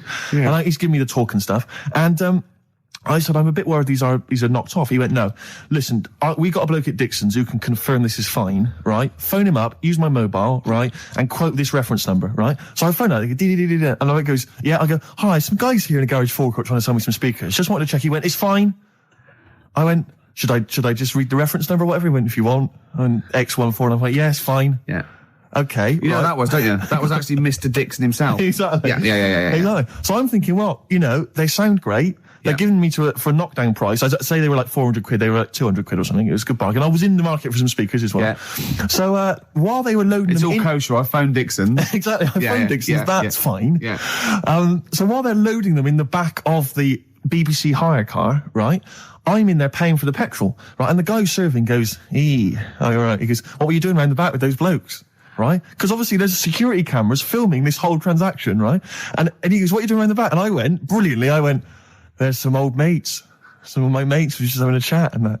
He went, oh, right, okay, like giving me obviously the evil eye. So I went back to the van. So I'm in the car now and I'm driving with one of the blokes who's in the van with me because I didn't have the money on me. So I had to go to the cash point to get the cash, right? So I'm driving with him and the other guy's following me in the van and he was like a northerner like you and he was giving it all the, all right, yeah, I tell him my girlfriend's a DJ, she's got some of these speakers, they're fantastic, and he's giving me this. And then my mind starts working. Now that I've got a bit of time to think, I'm thinking, wait a minute, this all sounds a bit dodgy. Yeah. It dawned on me, Rick. Fool, are you? You're streetwise. Exactly. You're streetwise, Steve. Not only that, I was thinking, how am I going to get them home? I've got to drop the car off at the BBC. How am I going to get these huge speakers back to where I live? And how can I pay for them? Because I've just spent £100 on Find the Lady with a couple of blokes in the square. It seemed like a fair game. Some of his friends were winning. But so I explained to him, I said, I can't get them back to like Brixton where I was living at the time. He went, don't worry, give us an extra 20 quid, we'll take them home for you. Oh, that's good. Deliberate. They do a whole service, you see. And there's also a backup guarantee. Did they have the guarantee, the 3-month guarantee? They didn't. No. But I said, I'm not sure about that. He went, well, why don't you put them in a cab, send them back, and your housemates can collect it? I was like, oh, no, there'd be no one in. And I was beginning to sort of get a bit conscious of like, maybe this was a bit of a scam after all. So I pulled into like a little side road. And I said, I'm not sure I'm into this now, actually. He went, what are you talking about? It's 200 quid for a pair of speakers. It's a bargain. You never get a bargain like this, mate. I'm going, not too sure, actually. I don't think I want them. He went, 150 quid, mate. 150 quid. I went, no, he's 100 quid now to you. And I'm thinking, wait a minute, this doesn't sound like the kind of work that Dixon's would be doing. Dixon's don't do that when I go in. This is it. Dixon's never negotiate in that way. When I go there, look around and I leave, they go, where are you going? Exactly. I go, no, we'll have anything then. Have anything for a So quid. I stopped the car and the white van pulled up behind me with his mates in. Sure. And I said, can you get them out? I'm not interested. And he went, 100 quid, mate. And he was just going, you tosser, you obviously want some speakers. And he was having a go at me. So I was carrying the speakers out and putting them back in the white van. And he was just shouting at me. He was going, 70 quid. I was like, 70 quid from 200. This is ludicrous. You realise that wasn't Dixon's policy then. Exactly. They don't usually shout you tosser as you leave the shop and walk down Camden High Street. They're not usually shouting you tosser. You should have took the offer of like the monthly payments they've got on at the moment. So eventually I put them in there and I sort of knocked the deal on the head and I got back in my car and they were in theirs and I just looked in the rearview mirror and they were punching the dashboard like with aggression and venom, like we let that deal slip through our fingers. And I've never been so terrified in my life. I just sat there and I was just thinking, oh my God, all I was thinking now is what if I go back to the BBC and they go, we've had a call from the police, the man at the garage, he saw you doing a dodgy deal. I love it. Yeah. Well, what you do is you put the hire car in a drain in your front garden and then go in and out of the toilet just pouring bleach down or Ajax and then never know. Right then, which leads us nicely into Knob News. Oh, it's the welcome return of Knob News. Right, okay, it's very much like the news at 10, this, isn't it? I do a bong, or in this case a schlong, and he gives me the headlines, the knob news of the day. Where have you collected all this knob news? Was there a lot of knob news this week? It was mental this week. The amount of stuff. The way it works, you give us the bong, I'll give you the headline. Okay. Steve decides which stories we're going to talk about. And now on XFM, knob news. Schlong. Man grows knob on his arm. Schlong. Man gets doctors to make him a second knob. Schlong. Turkish prisoners made hole in cell wall to produce third inmate. Schlong. Doctors accidentally remove man's testicles. So, well, can I straight away go for the accidental removal of the testicles? Well, it's happened before, right? We've talked about that before. Well, how does it, what did he go in for a tonsillitis? What are they called? Tonsillectomy. And he went in the wrong way. What are you talking about? How can they accidentally remove his testicles? It says he didn't look at his folder. and the doctor said to the fella, "Oh, we've removed your testicles and we wanted to take out your prostate gland." So that's what happened. There's the story. This is what I mean. That's why I don't like going to the doctors. Yes. It happens, doesn't it? Because all these sort of... it's when they say things like, "Oh, it's just, we do loads of these operations." That's when they're not concentrating. Brilliant. Do you know what I mean? When they say it's procedure, that's like having a boring job that you do every day when you're not going to be concentrating. I prefer them to go, "This is a tricky one, this." I know what you mean. I sort of do know what you mean. You watch TV programmes about, like, you know, removing someone's second head or whatever, and he's like the best surgeons from all over the world. It's televised. They can't make a mistake. They can't go, "We took his legs off by mistake." Whereas the fella who's having a prostate's like, "Oh, do you want to do it? I'm sick of doing that." Yeah. And they're probably doing a crossword whilst they're at it. Of course they are. I've seen that actually in operating theatres. They're doing a crossword. That's what I mean. Yeah. I was just examining some of the other knob news, Rick, a little bit more closely. Man gets doctors to make him a second penis. I'm sure we're all interested to know what happened there. Yeah. A German who persuaded doctors to give him a second penis has lost his wife after he showed her the result. Biker Michael Gruber lost his original penis in a motorbike accident, and doctors built him a second one using a mixture of skin, bone and other tissues. Bone?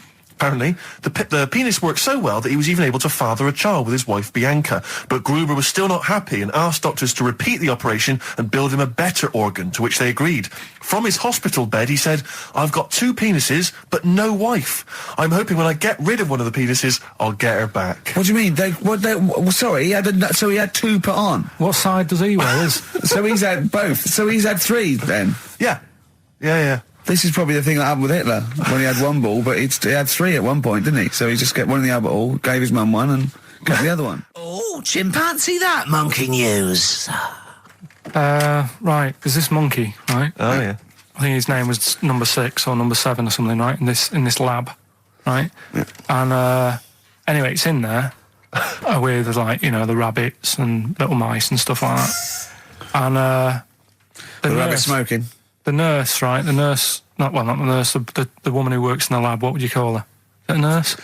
Depends. What depends what her job was. If she was a lab assistant, you call her a lab assistant. All right. I mean, they probably call her by her name. All right, lab assistant, right? Kirsty. So she's... I think it's probably Kirsty. Right, Kirsty Morris. Well, she's in there, right? Yeah. And she don't work with many people and that. She's mainly on her own with, you know, just putting lipstick on rabbits and stuff like that, right? Chim fancies her. So, Chim fancies her. He's putting on lipstick, Chim fancies her because she's got hairy legs. He gets pally, right, with this woman. Yeah. Because, you know, it gets to a point when she sees him every day. It's the way he sort of tries to string out like it's a narrative love story. Did the chimp put its hand out and grabbed her, and then you thinking that he made a move on her? So right, come on, he's allowed out. He's allowed out. It's not a story, is it? He's allowed out the cage and what have you every day. So he's wandering about, and as time goes on, he's watching what she's doing more and more. Yeah. Right. So he notices, like, the code on the door. Right. Right. Whatever, 247 or whatever. Yeah. He goes, right, I've clocked that. I've got that. I'll remember that, right? Yeah. And then he goes, right, there's a lot of lipstick and that knocking about, a lot of makeup. Right, okay. No, there's no way. Finish. No, because Steve, you know what's going to happen. I know what's going to happen. So he's there. It's ridiculous. And he's going, well, if it's there, you know what I mean? So while she's messing about with the rabbit, he gets there, he's in front of the mirror, putting a little bit of lippy on. Right? You are no! I can't. It's gone too far. No, it's gone too far, Steve. Right, your mic's off, Rick. He's finishing the story. So, turn mine off as well. It's gone too far. Turn him off. Just let him finish. Right, so the thing is, right, it's this monkey wandering about. It's got lipstick, it's got mascara on, it's looking pretty good. I didn't mention the mascara. It's looking all right, right? So it knows the code on the door, 247, right? So when she's sort of messing about with the rabbit, right, he goes, right, here's my chance. He's looking good, 247, out the door, through the reception man's there. He's like, all right, Kirsty, right? Don't talk shit! I Feel Free from Cream. That's pretty much the last track, isn't it, guys? I imagine on XFM 104.9. Well, I mean, yeah, I've got nothing to say after that ridiculous story. I mean, that's worse than the bank robbery to me. Yeah. That he clocks that, and the bloke on the desk. All right, Kirsty. Oh, you're 2 foot shorter and hairy. She wasn't a looker anyway. So. She wasn't a looker anyway. Brilliant. That was Radiohead and They're There. We're Not Here, alright? Pre-recorded. Coming up is one of Carl's little things. Enjoy it. Alright, that's Aqualung. Good time's gonna come, innit? Right, Carl, come on in, educating Ricky. So, don't let the cat out of the bag, that's where that comes from. Comes from a crafty butcher. Right, go on then. So the next little headline is Wash Up With You. Wash up with you, go on. You want to know about that? Yes. It's a survey that they did this week. They? Yeah, some university did some survey. Brilliant. Did a world test on washing up. Yeah. And each country were given 140 pots to clean. Brits were the quickest. Yeah. Yeah. Turkey were the slowest at washing up. The Turks. It's not because the little fellas that work in the kitchens with no... Is it? They can't reach. Spain were the cleanest, and the Germans were pretty good as well. So I don't know where to start with this. Honestly, Steve, I don't know where to start with that. Sorry, what was that? Wash up with you? That was it. But was that it? They survey of washing pots and I pans. didn't understand. You said who? You said Italy were the cleanest. No, Spain. no, Brits were the quickest. Yeah. We were the quickest, but Italy was the Spain was cleanest. the cleanest. Turkey were the slowest. Yeah. Spain were the cleanest. But why weren't we cleaner? Because we were washing up. Why were we not paying attention to the? We bits did it of dirt? rubbish. We did it quick. We did it quickly, but I don't understand why it was being rated on. Who was doing it? Was it Lynette Newman or Ainsley Harrier? She's quick. Both of them are quick. Yeah. Well, they've got like kind of loads of slaves that do it for them. Did we use fairy liquid? Don't know. It didn't have. Did we use a whole bunch of Boy Scouts? Didn't say that. Just Like said, it just said, that. Who had the softest hands? volunteered for that? Who had the softest hands? So it didn't say. I didn't. Why is it we don't get notified that this is taking place? I don't know. When I was a kid, no one ever said, we need recruits because we're doing a survey on who can wash up the quickest. Are you disappointed in yourself with that one, Carl? It is pretty dull, to be fair, and that is why we've got to bring in either con merchant or a wine merchant. Or shut up at your face. Yeah. Would you be able to, if I put you on the spot in the next, after the next record, would you be able to give an example of how con merchant would work? I mean, is there something you could do just to sort of experiment? Should we play a record? What do you reckon, I can do better than that. What? Ads. Go on. Do you know why people tink the glasses before they have a drink? Why they tink? The verb to tink. I do know that, Carl. Is it about poison? It is. Here we are. What, would it make a different noise? No. Brilliant.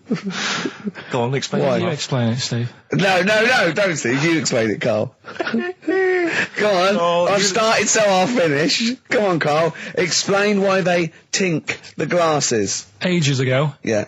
only people with money had drinking or something. That's like one of my film reviews. Years ago. Welcome to History Now. Now, ages ago, only people with money had drinking or something. Keep going, Carl. Keep going. Like spirit and stuff. So they'd it's like businessmen. Businessmen. It's easy for you to say. This is getting to be cruel, isn't it? This is amazing. Yeah, go on. Why did you open your mouth, Carl? What were you hoping was the best that could happen? Because you were trying to make me look stupid before with the planet. So Whereas you know. Yeah, go on, no, come on. Businessmen with money have got to drink and ching. Okay, so then with all the drinks. So they'd nip round to have a chat about whatever they're earning money with. And they'd say, right, do you want a drink then? And they'd go, oh yeah, that'd be alright. Yeah. So rather than just pouring it out of a bottle into a glass and saying, there you go, it could be going, hang on a minute, it could be poisoning me here and trying to nick my business idea. Yeah. So what they'd do, it sort of pour a bit of his drink into the other person's glass and you get that tink noise. And that's like cheers, No, Carl, I just have a slight amendment there. I think what it was you're absolutely right that they would then test each other's drinks to show that it wasn't poison. But over the years, that was reduced to just chinking the glasses by way of saying, let's not actually bother going through the whole rigmarole. They just did the chinking of the glasses. Yeah, that's good. It was exhausting though, wasn't it? I know. Was it worth it, do you think? Well, I like that, because people carry that with them now. When they do that, they'll think, oh, that bloke's definitely not trying to poison me. Yeah. So the horrible thing is that now, when they do the glasses, I can laugh and go, they don't know I've poisoned them. Exactly. You should always do the pouring back and forth. It's a shortcut, it's a slippery slope, you know, just be careful. His homework was to come up with those stupid lateral thinking problems. We maybe should give an example of the... sort of genre. Romeo and Juliet, right? Romeo's asleep on the bed, Juliet's on the floor, covered in water and broken glass. What happened? And you ask all these stupid questions, and it's... Romeo's a cat and Juliet's a goldfish. Again, Awful. What am I thinking? Yeah. Yeah, go on then, Carl. Right, Yeah. there's a bloke lying on the floor, right? He's cut his head, blood's coming out of his head, and all his mates come running up, and they're all stood round him. Yeah. And they don't take their hats off as a mark of respect. That is outrageous. Why didn't they take their hats off? Oh, I'm laughing, but it's probably as good as the real absolutely. ones. A bloke's fallen with his... Yeah. He's lying on the floor. Yeah. He's dead. Yeah. His mates come running up. Like, was it important that his head was cut? I don't know. I mean, Would it have been okay if he'd have been wearing a hat? He wouldn't have been dead if he was wearing a hat. What's your answer? No, you're meant to answer a question. You don't just go, what's your answer? You say, where's the turn? So you go, no, and I have to guess. It's obviously like sort of motorcycle stunt team or a parachute. Why didn't they take their hats off? Because they're probably still on the motorbikes or something, or... Well, yeah, but if you mark a respect to someone, you could take your helmet off. I'm getting angry. What? They're parachutists. Why couldn't they take their helmets off? Because they're coming down from the sky. But he's on the floor dead. Well, yeah, but they can look down and see him on the floor. Are they on the floor, Carl? They're on the floor as well. They're walking, are they? Yeah, well, they sort of stood there looking at him. They're stood there. Yeah. They're stood on the floor looking at him. They're soldiers. Why? But why? Because it might be in a battle zone. They might have their helmets on, and he's been shot in the head. No. Well, that does work. You see, this is my point. That one works. That one works. Unless you've given us a piece of information where that doesn't work. What's the difference? Why is yours different to he's been shot in the head in the trenches, and they're looking at him and they keep their helmets on? I just don't think it matters as much. If they're in the trench, they're already guarded a little bit, so they could take their hats off. It's the best mate, for God's sake. Okay, he's dwelling on this. Are they normal hats? What kind of hats are Give you the they? answer. No, don't get ratty. What kind of hats are they? Baseball hats? If I told you what sort of hats they are, you'd have the answer. Wow. Okay, I've got to guess what sort of a hat it is then, have I? Right. Is it a trilby? No. Is it a bowler? I know what it is. What? They're spacemen. No. Oh, that's a good That one. one works as well. This is my point. I like that one a lot. It works. He's fallen on the moon, and not that the moon happened, it was set up, wasn't it, in the studio? We know that, yeah. Okay, Carl, what's your answer? Builders on a building site. Why is that different to soldiers? Because bricks don't fall in wars. But bullets fly! Right. Let's play a record and we'll come back to it, Carl, while you think about what you've done. Oh, yeah. You've embarrassed Let's play yourself. some classic Suede. Yeah, and this is for David and Kieran, I think, who wanted a bit of Butler. That was Jane's Addiction. This is the Best Of Show on XFM 104.9. I'm Ricky Gervais, with me, Stephen Merchant. Yes. This was a clip show. We recorded this a couple of weeks ago. I hope you had a Merry Christmas. It's not over yet, because tonight at 9:50 is the second part of The Office Christmas specials. It's brilliant. Watch it, and we'll be back next week live. I'm Ricky Gervais, with me, Stephen Merchant. Bye. Have a great new year.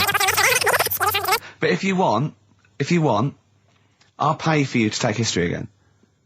Carl, we'd love to see you get a C or above. And Well, we're I'll willing pay to... for you, and I'll get you some books. Right, now listen. We can, let's get, I reckon, when are the exams? June? Something like that, yeah. We'll try and register next week, and I reckon you can get an A or B. I'm history. I'm In busy. history. No, don't worry about it, it's just easy. I get you Brody's notes. If Heat magazine, they love you, Carl. They could probably sort something out. They could probably pay for a tutor. They got a lot of money, they sell a lot of magazines. I mean, it is always, almost always, and you found that out, I discovered this, it's always the Tudors and Stuarts. There's no fear for them not coming up. Now, what do you already know about them? You must already know stuff about Henry VIII and Elizabeth. No, because it's too long ago to even get interested in. Do you know what I mean? You can't. Is that why you relate to didn't- it. Okay. The Anderson thing, it was like, God, I bet my mum and dad were in an Anderson shelter. This is interesting. What, when they- Oh, my granddad would have, had something to do with this. But the Tudors, it's like, I don't know even if I had a family back then. God.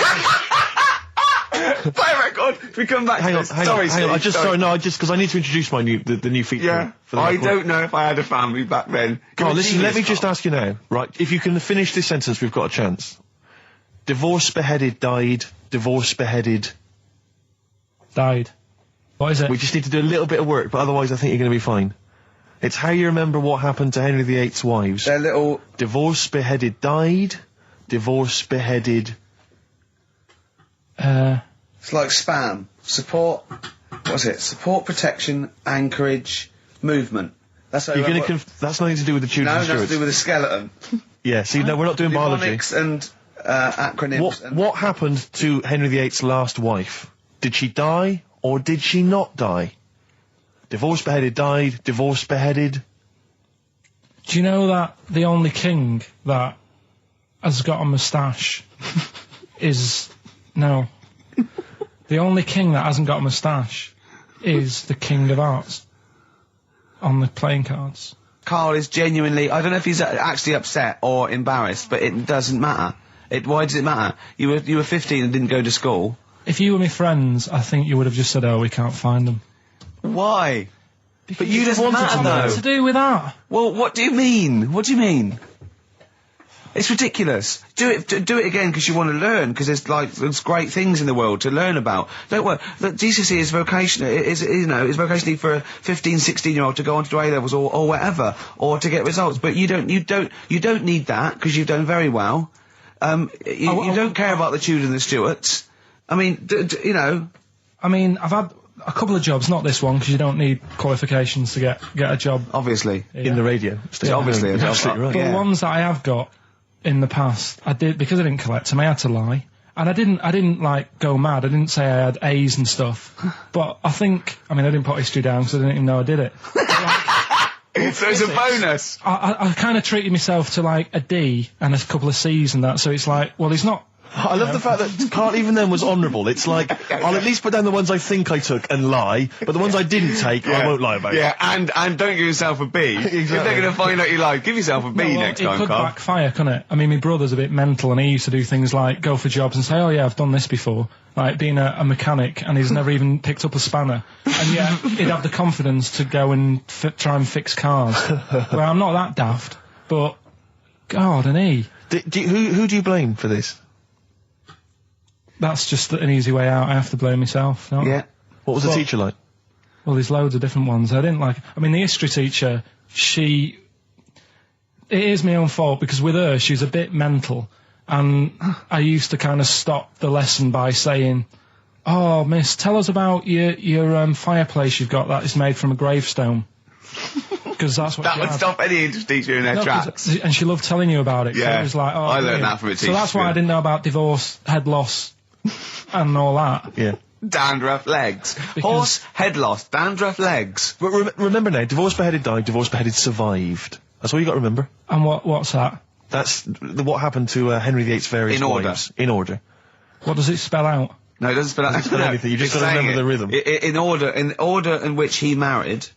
Yeah, but it helps. It's like when my mum taught me the alphabet. She taught me as like a song. A, And like B, C, consonant- D, E, F, G. Yeah, consonant. No, not like that. Huh. That's how everyone else could do it, and I couldn't do it that way. Right. What That tune did she do A, it B, to? C, D. It was A, B, C, D, E, F, G, H, I, J, K, L, M, N, O, P, Q, R, S, T, U, V, W, X, Y, Z. I feel like, feels like Christmas Day. What, you didn't get the gift you wanted? Yeah, do you know that, like, anticlimax? Yeah. When, You've been looking forward to it for so long. yeah, you know, Well, I mean, I knew you were looking forward to it. That's why it took you 14 years to get the result, and then it was 2 other people that got them for you. Do you wish that we hadn't done it? no. It's alright. It's all right, isn't it? What's your girlfriend going to say? I don't think I'll see her again. She likes a man who knows about the Tudors and Stuarts, does she? Yeah, first gladiator, then the... Yeah, you've been bluffing. Whenever she said, "What did you go to Stuarts?" You go, "Good." Like lots of things, but look, there's a bird. What happened to Henry VIII's last wife? Oh, I wouldn't. Oh, yeah. Oh, look, Friends is on telly. It's on. No, I just changed the subject by saying things like, you know, about the only king in a pack of cards. That threw off the scent. That threw us off the scent. That wouldn't fool an invigilator, would it? That's the thing. You can't use that one. with an exam board. I'm always looking at stuff. I was looking at stuff this morning because of Yoragella last night. eating all that funny food and that, and also they all got a bit scared last night, didn't they, with a snake? I didn't see that. So is this I'm a Celebrity, Get Me Out of Here? Yeah, he got all worried about a snake getting on the sort of wandering about in between the sleeping bags and stuff. Yeah. And they were all scared, and it's so easy. Leave it with me. Sorry, the doctor says, leave it with me. Leave it with me. Well, they were all scared because there's a snake, and it's so easy to find stuff out. Before they, where are they? Where is this jungle? Australia, I think. Before they went, give it half an hour on the internet. I found out with snakes, you don't need to worry, right? They're deaf, they haven't got any ears. Right. So as long as you're really quiet, it'll probably leave you alone. Yep. And also, they don't have eyelids. So they were suggesting if one's coming towards you, just like kick sand in its eyes. Because it can't blink, and it leaves it a bit like annoyed, and it wanders off. But they didn't do any research before they went. Yeah. And that's, I think your knowledge would hold you in good stead. I don't think you need to know any more than you know. You've done maths, you think? Yeah. Did no revision for that? No. Okay. English, do you remember what it was? Did they ask you about Shakespeare? Did they ask you about I books? remember, but I must have done it because I thought that was... It was English language, not English literature, wasn't it? So it was like... spelling and all that? So was it like a comprehension? You read a passage and had to ask questions on it? Was it... did you have to write a short essay? I don't know, I can't remember any of that. Okay. I did a science. Okay, physics or chemistry? Physics. All right, well done. And this is all you think? You actually took that? You actually took physics GCSE, you think? You're obliged to do a language, I think. Did you do French? I did French for a bit. But I don't think you are. I don't think you have to do a language. I think you have a GCSE, I think you've got to. Well, English quite good. I think that's his language he did. So you don't know about language? History? Geography? Just what you will find out, won't we? Okay, but you just can't remember. I can't believe you can't remember turning up for these things, because it's quite a big moment in people's lives. It is the thing that you've been working to all of your educational life. On the day that the things came out, I was working as a printer. Okay. And it was a really busy day. A lot of spelling mistakes that It was day, a really that busy paper, day, so you're bound to forget. Yeah. No, but I had to use gold ink that day. Oh. And it's, I mean, you're not a printer, so you don't know. No, that's the biggie, innit? But it's tough, you've got to really get your rollers clean. Carl, play a record, mate, and good luck with the exam results. Hopefully we'll have them for you by next week. It's time to give Carl... You're actually nervous. I'm a little bit nervous. Just to recap, Carl is 30 this year. He never went to get his results of his GCSEs. So myself and Steve took it upon ourselves to phone his school, track them down, and we actually got your results. What did you think you took? Did English. Right. Maths. Yeah. Art. Right. And I think I did physics. Okay. Well, you didn't do any of them. Eh? You didn't do any of them. You didn't register. You registered for one exam and took one exam and got results for one exam.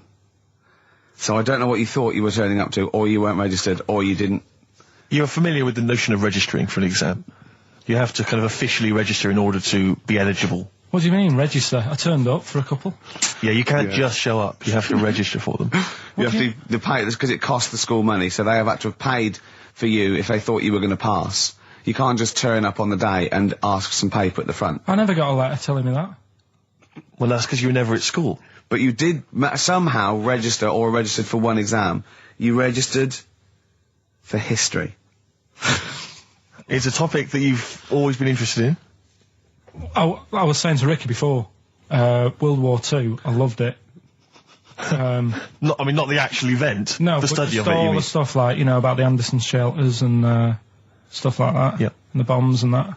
And then when I took it, it had nothing to do with that. It was more about the Tudors. So the Second World War didn't come up?